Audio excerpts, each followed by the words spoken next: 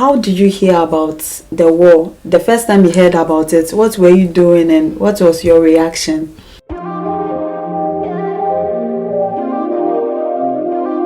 Hello, good day. Thank you so much for tuning in. So today I have a friend here with me. Her name is Hellen, and she was a student in Ukraine, but due to the war she came to Germany. So today I'm going to ask her some questions about her experience in Ukraine and in Germany. So Helen, how are you? I'm good. Yeah, good. I'm also fine. Yeah, so thank you so much for this meeting and the questions that I'm going to ask you. I know you're going to be open about it, so I'm excited to hear your response. Thank you too. Yeah, so how was your experience in Ukraine? As a student moving from Ghana to Ukraine, how was it like? Okay, so beginning it was quite difficult for me. Yeah, because that was the first time like leaving my parents. And normally we have like boarding school in Ghana, you leave, you come back. But this time around, like it's like a long term, so it was some way. But then when I got to Ukraine, my friends, I got a new family there, so like I didn't feel like, even if I missed home, like I still felt like I have people around me. So it was a nice experience, and it looks like part of my life is from Ukraine, from Ghana, and I've really bonded with a lot of people in Ukraine. Okay. Yeah. So the sad is like we all know what happened in Ukraine. Yeah. So how did you hear about the war? The first time you heard about it, what were you doing and what was your reaction? So that was the second war actually in Ukraine. The first war was in 2014. I wasn't there by then. But then I remember when I was going to Ukraine in 2016, and then one immigration officer, he checked my passport and then he saw Ukraine visa. He was like, Ukraine?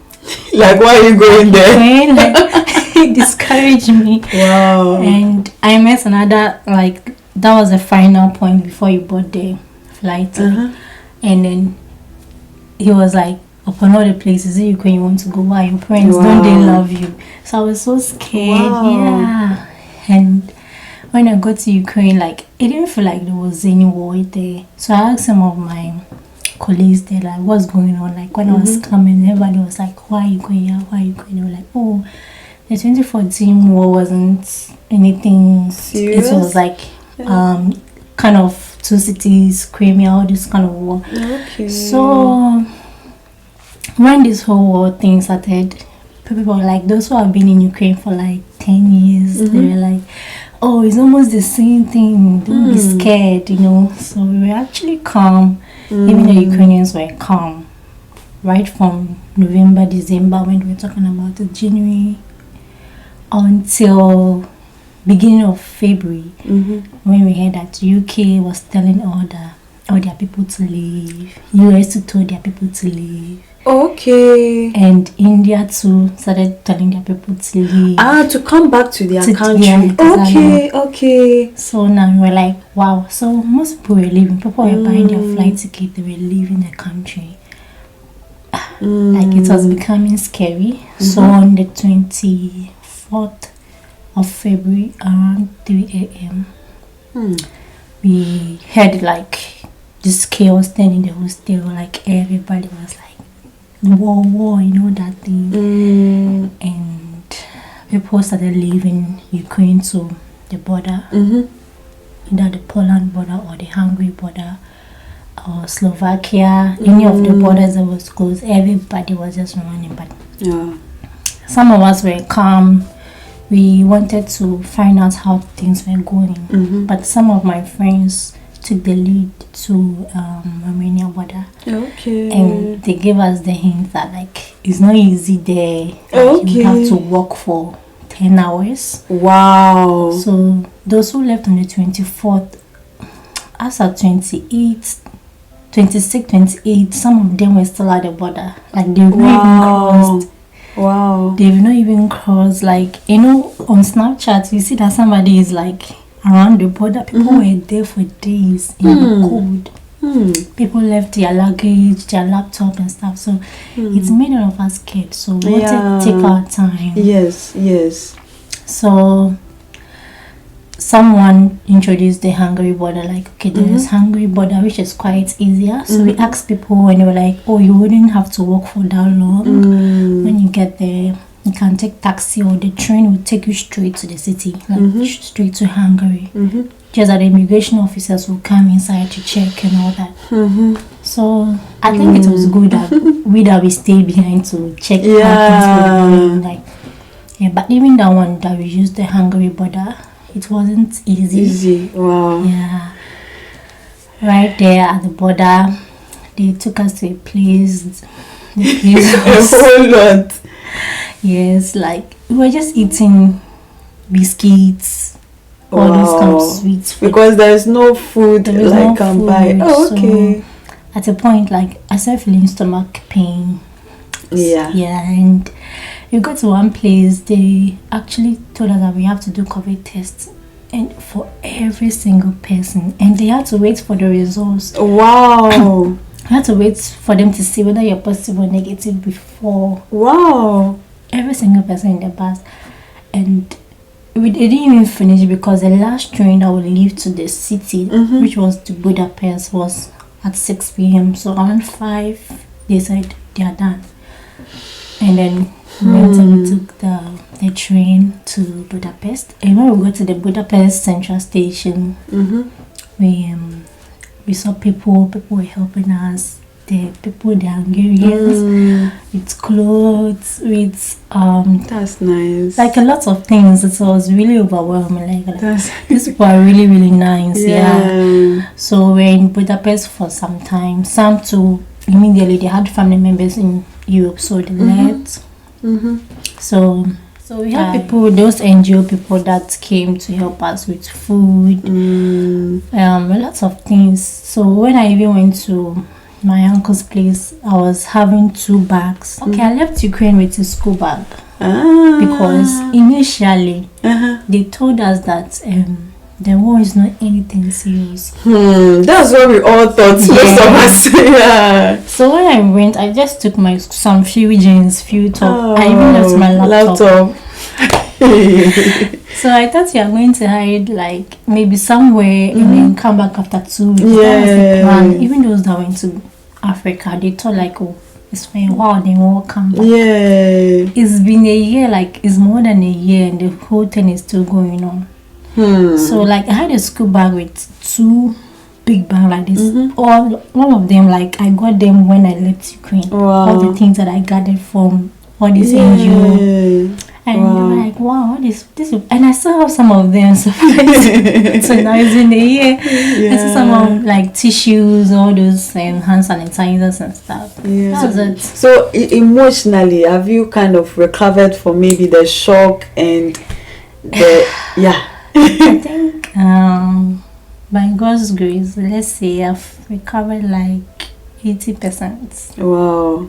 Yes, because I was so bonded to the country, like the people. So even if you are leaving, there is a way to leave that, like, you feel like, oh, I left so, but we left in a way that we didn't imagine. Like, we didn't say proper goodbye. And surprisingly, I'm not going to see some of them. Like, I don't know if I'll even meet some of them. I get you. Yes, and like, the way life was in Ukraine is sort of different from Germany.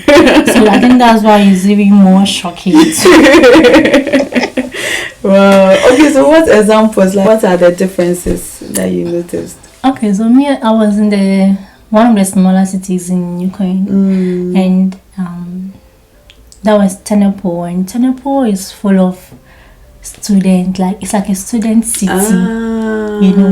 So like everywhere you pass, you see like an African person, and we vibe.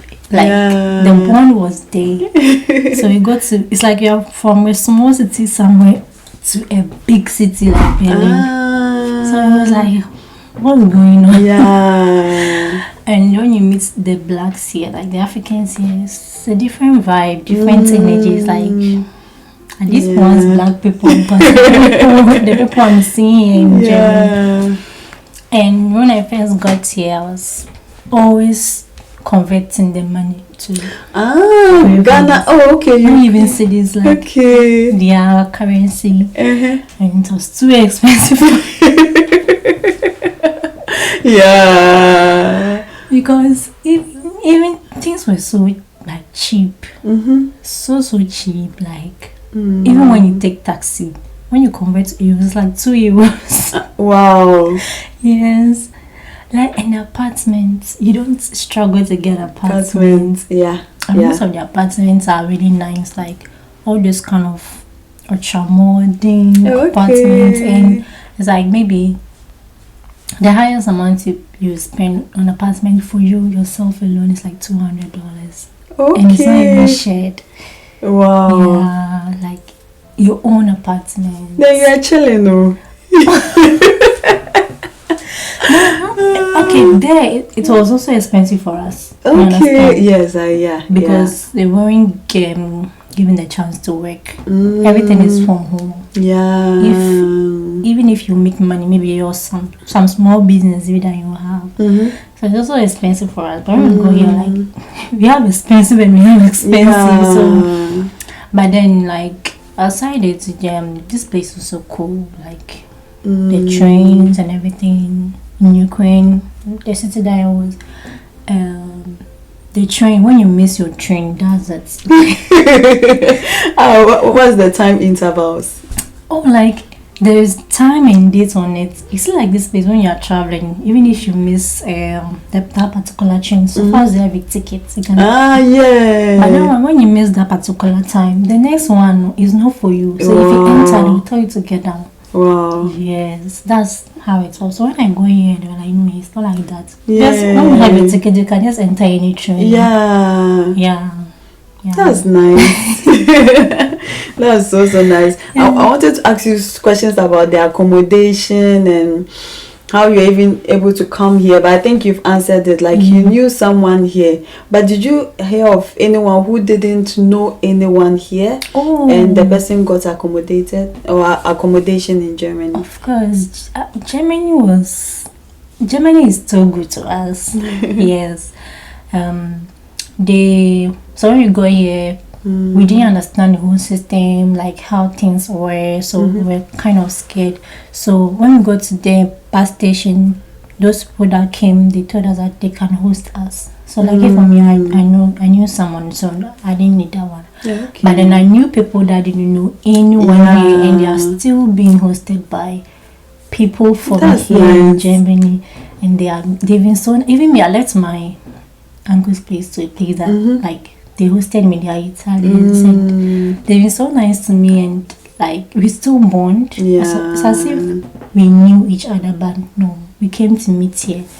So like that one is also not like I was also shocked because I didn't know white people could be so nice. Kind. That's a nice experience. So have you been able to kind of adjust your life a little? Oh yes, of course. I have to. Then so adjust terms of how they live their life, what to do, what not to do, you know, that I have to adjust, and I think I'm okay. With the life here. Concerning this Ukraine war, we kind of heard that people were discriminated. Like if it's your skin color, they'll tell you not to enter a bus. Were you discriminated against, or did you hear such stories? Okay, I did not experience that, but my friends. So that was what made us stay in Ukraine, because my city was safe. It's still safe up to now. It's at the western side of Ukraine. Yes. So they were told not to cross the border. So it's like if you're a man and you're black, forget. They favorite women, they favorite kids, they favorite animals before they come to African woman. Yes, and even the African woman, they first started taking the women who were pregnant, those who are kids. So the boys really tried for the women, like they were shouting like this. Can't you take the women in? Like take our girls in, take them in, that kind of thing before later on, after they shouted and all that, then they finally allowed the men to. Right from Ukraine, actually, not, I don't know, but at the border, when you cross Ukraine and you are entering, let's say, Hungary or Poland, it's different. Okay. But when you are trying to leave Ukraine, that was the problem. Even at the train station, they stopped selling tickets. Oh. So it's about survival of the fittest. Oh.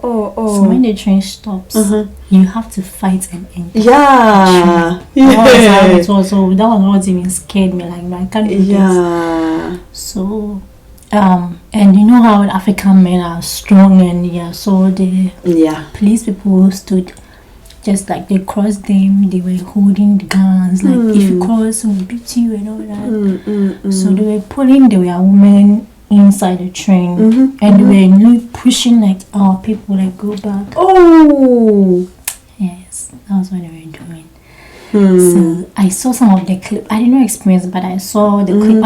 I'm sure you saw it. It was everywhere. Yes, and that was what really motivates me to enter the train. And right from there, I was really traumatized. Like, every little thing I'll cry. And it was like, how we just woke up and all this, like, it just happened. We didn't see it, we didn't get any hints, though they were talking about it. We didn't know it to be that serious. Like 3 months for me to graduate, and wow. so I was scared, like, okay, so does it mean that my school, everything is just gone? So that was a fear. That was my fear number one. Like, okay, I'm not done and we are leaving Ukraine. What's going on? But the Ministry of Ukraine was also like helpful. Just that they knew at that time we were traumatized. So they just organized like exams for us that's like online to assess our knowledge, and we've already written a lot of exams, a lot of tests. We even did our pre-croc one back in Ukraine, so like we weren't ready for another exams at that time. So they gave us some time. Even they gave us 2 weeks break from school. And after 2 weeks we resumed classes and all that. So Ghana also started adding pepper to the whole thing. Like, what did they do? I mean, like, our countries like Nigeria, Ghana. So first of all, Nigeria started saying that they're not going to accept any student from Ukraine. Oh, why? Because we finished online, and mind you, which was just 3 months. It's not even up to. So we're supposed to finish classes in April. Because of the interval and everything, we finished everything in May.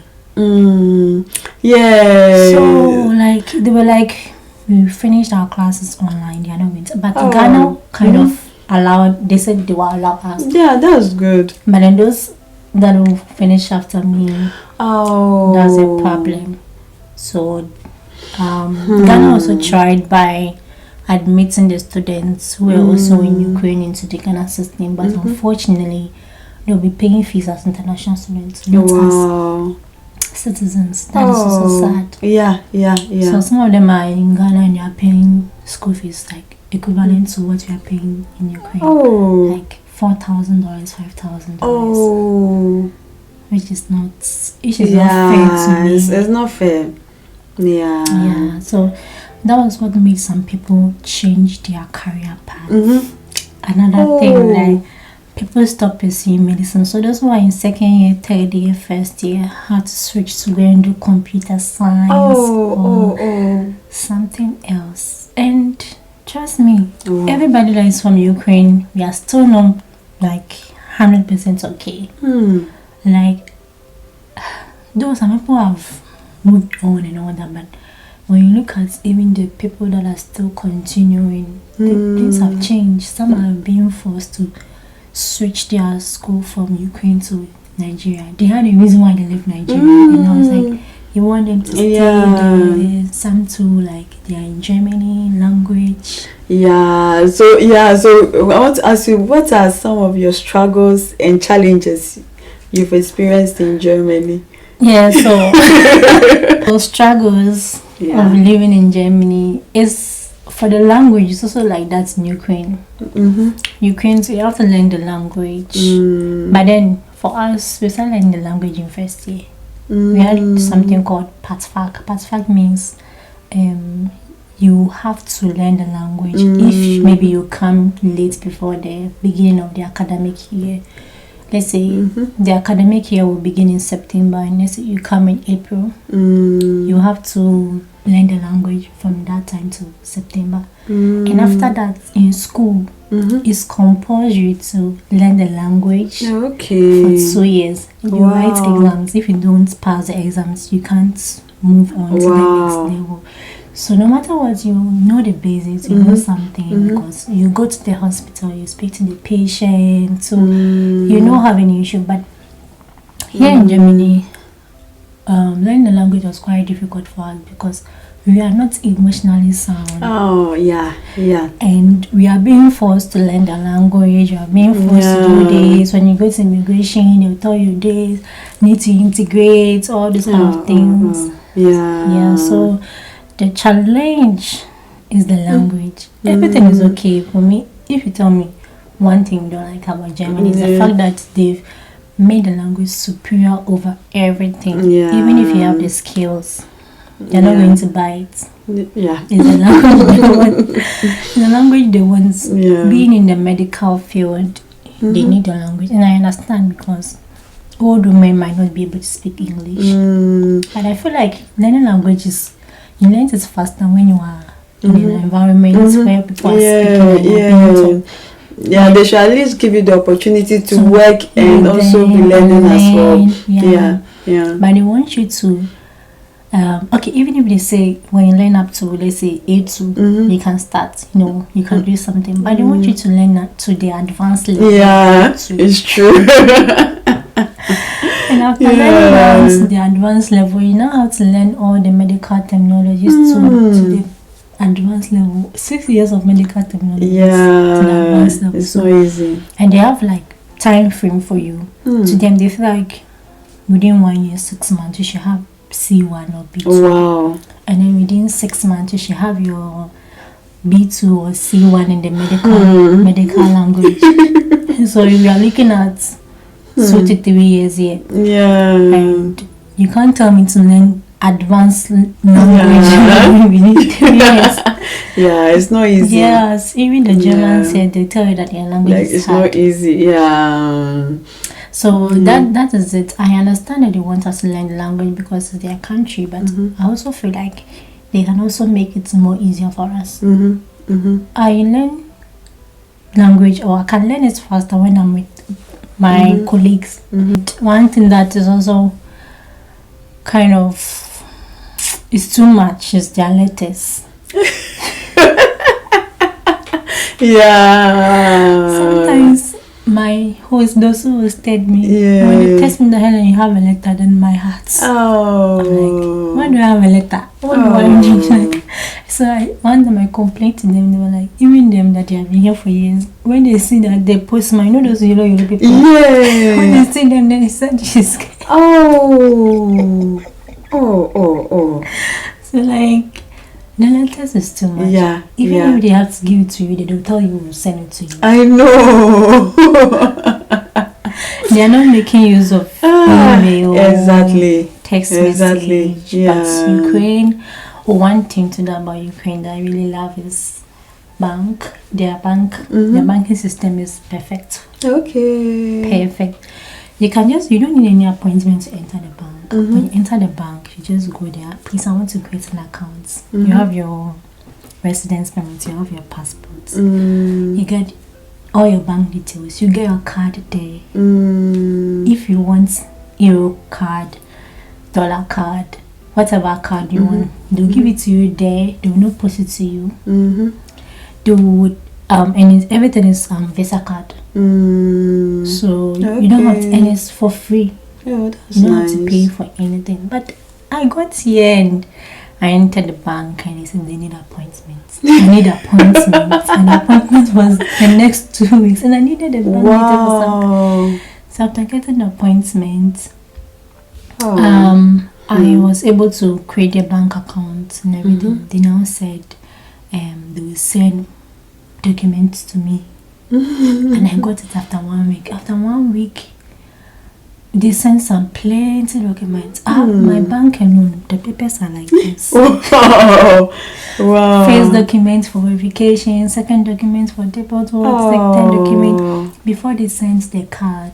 And the card, I asked them for visa. They said I have to be paying 30 euros every month for visa. 30 euros. Yeah. That's expensive. Yeah, so expensive. So like, oh my god. And I'm still using my Ukraine card. Okay. I'm still using it. And that's one thing like I like about it. And today I went to the market and I went to buy a lot of things. When I was holding my bag, I'm holding this. I started missing Ukraine because in Ukraine, when you enter in a supermarket, they have all these places you can store your bag for free. You just put your bag inside, you lock and you take the key. You can go in room, come back, open it and take your things back. Okay. But here, like I'm sure even if they have, you have to put money inside. Yes, but one thing I like about this place is also the recycling system. Yes. The bottles you have to recycle. But in Ukraine, they have a water tank, and it's good. Like I think it's almost like the one they sell in the market, and you have a bottle like 6 liters bottle, and you refill. So that's nice. For free? No, you put your coins inside and you fill it. I think it was 6 grievance. 6 grievance is not even up to, actually maybe 1 cent. You put your coins and when you're done, and it's everywhere. It's everywhere in Ukraine. Everywhere you go, you see the water tank. So when I first got it, I was looking for the water tank, but I'm not finding. I was like, okay, it's a different system here. Yeah. When you drink the water, you recycle, and I think it's so good. It's so good. That's nice. I like that one. Yeah. So most of you might not know, Hellen has a YouTube channel, and she has a beautiful voice. So Hellen, tell us more about your YouTube channel. So my YouTube channel is about my music, my songs. I do covers. Mostly it's gospel. I'm a gospel musician, and if you want to be blessed, you can just go to my YouTube channel, Lenoma TV, LENOMAH TV. You see my songs there, and you guys should watch out for my new single. Wow. Yes. But I'll post the link in the description box. Yeah. So you see my first single, Make Me Yours, on my channel, and it's on all other platforms, Spotify, Apple Music, everywhere. You find Lenoma there. So yes, go there and subscribe. That's nice. So what are your final words? Okay, my final words is that whatever thing you have to do, just do it. Don't postpone, and always depend on God and ask God for direction. Everything you want to do in this life, always seek the face of God and allow God to direct you. Back in Ukraine, we had our plans, but look at where we are now. We didn't think that in a year time we'll be here. So always make sure that whatever you want to do it. Don't let anything stop you, but make sure you involve God, because if you don't involve him, you go round and come back to it. And now you have to now start seeking his face. So like there is this thing that I heard, like if God wants you to be like a rectangle like this, very big, you'll be that rectangle, but it could be that you'll be small rectangle, but God wants you to be a bigger rectangle. So yeah. That's nice. Thank you so much for your words of wisdom. Yeah. So guys, kindly like, subscribe, and follow her YouTube channel. Kindly subscribe to her YouTube channel, and I'll put it in the description box. So don't forget, people who are amazing help others to be amazing. Thank you. Thank you too.